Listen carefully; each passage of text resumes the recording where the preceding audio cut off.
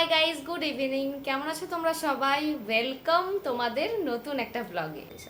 বিকেল 5:30 মতো বাজছে এখন। বাড়িতে আসছে কিছু গেস্ট।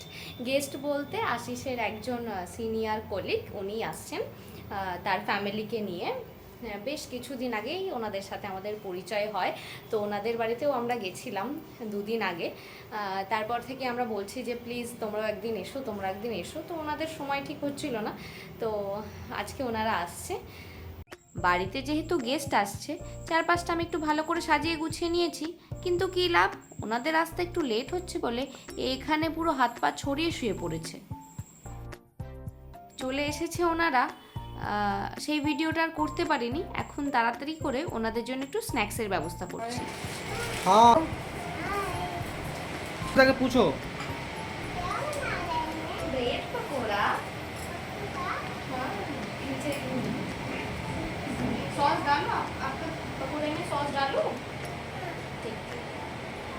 আগের দিন যে ব্রেড পকোড়া বানিয়েছিলাম তার কিছুটা ফ্রিজে রাখা ছিল, তাই ভাবলাম বাইরে থেকে কোনো খাবার না এনে ওগুলোই ওনাদের ভেজে দিই।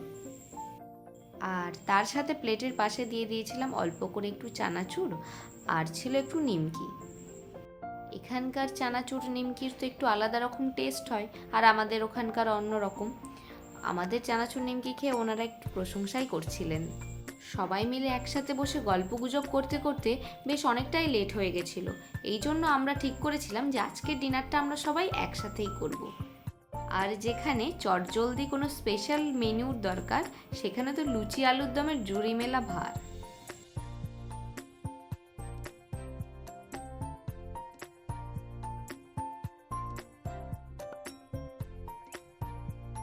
আলুর দমটা তো আমি আগেই বানিয়ে নিয়েছিলাম, কিন্তু লুচি একা হাতে বেলে তারপরে সেটাকে ভাজতে একটু টাইম লেগে যাচ্ছিল। এই জন্যই দিদি আমাকে এখানে একটু হেল্প করে দিচ্ছিল।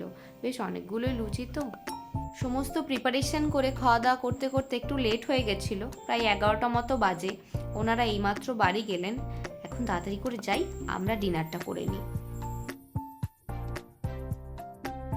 কালকে যেহেতু রাত্রেবেলা একটু রিচ খাবার দাবার খাওয়া হয়েছে, এই জন্য রাত্রেবেলা কালকে আর আমরা দুজনের কেউই দুধটা খাইনি। এই জন্য ভাবলাম দুধটা দিয়ে কিছু একটু বানিয়ে নেওয়া যাক। ফ্রিজে ছিল আগের দিনের কিছুটা পনির, তাই ভাবলাম একটুখানি ক্ষীরের পায়েসই বানিয়ে নিই। দুধটা কালকের তো, বেশ 2-1 বার ফোটানো হয়েছে, এই জন্য বেশ খানিকটা সরও পড়েছে।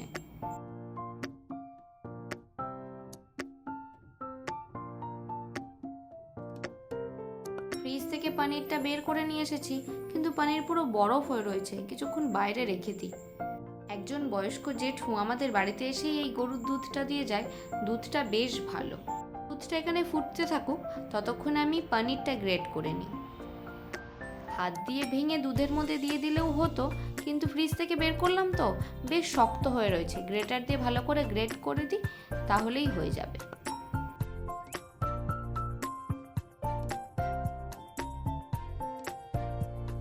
পনিরটা আমার এখানে গোটাটাই গ্রেট করা হয়ে গেছে।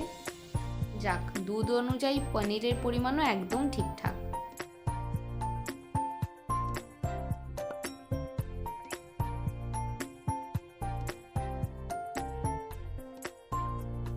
দুধটা সুন্দর ফুটে গেছে, আর সরও পড়েছে বেশ ভালো। দিয়ে দিচ্ছি গ্রেট করে রাখা পনিরটা।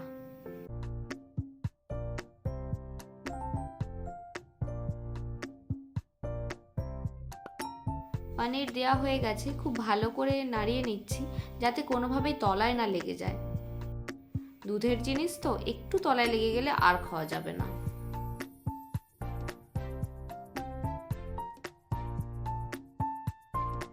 5 থেকে 6 মিনিট দুধটা পনিরের সাথে ভালো করে একটু ফুটিয়ে নিয়েছি। দিয়ে দিচ্ছি 3 চামচ মতো চিনি। চিনির পরিমাণটা আমি এখানে মোটামুটি অল্প করেই দিলাম, তোমরা চাইলে আর একটু বেশি দিতে পারো।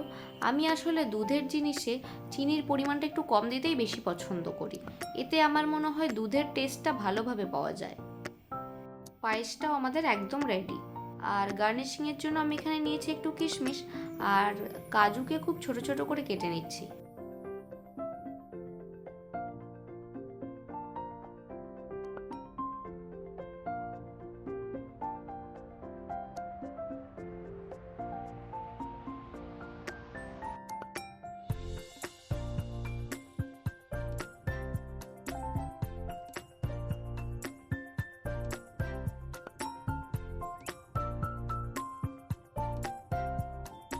ছানার পায়েস আমাদের এখানে একদম রেডি হয়ে গেছে। একটু ফুলের পাপড়ি দিয়ে সাজিয়ে দিয়েছিলাম যাতে দেখতে ভালো লাগে, পরে আবার তাড়াতাড়ি করে সেটা সরিয়েও দিয়েছি। এখন আশিসের জন্য একটুখানি নিয়ে যাচ্ছি, দেখা যাক ওর কেমন লাগে।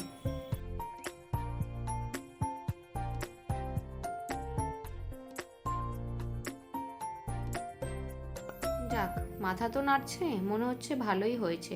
আমি একটু খেয়ে দেখি। আমার তো বেশ ভালোই লাগলো। আর তার সাথে সাথে আজকের ব্লগটা এখানেই এন্ড করছি। দেখা হচ্ছে নেক্সট ব্লগে।